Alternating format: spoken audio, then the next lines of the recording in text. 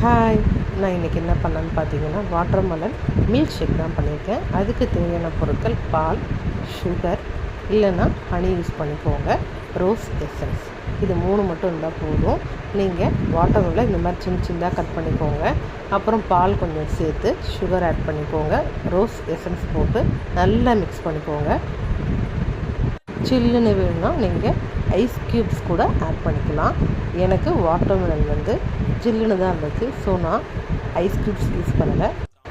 பசங்களுக்கு கொடுத்து பாருங்கள், ரொம்ப பிடிக்கும். என் பையனுக்கு கூட ரொம்ப பிடிச்சிருந்துச்சி.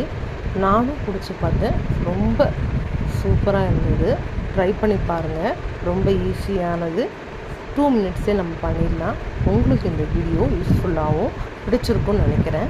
பிடிச்சிருந்தா லைக் பண்ணுங்கள், ஷேர் பண்ணுங்கள், சப்ஸ்கிரைப் பண்ணுங்கள். நீங்கள் வாட்டர்மெலன் ஷேக்கில் மில்க் யூஸ் பண்ணுவீங்களா இல்லை ஜூஸ் மாதிரி தான் குடிப்பீங்களா? கமெண்ட்டில் சொல்லுங்கள். எல்லாருக்கும் பாய்.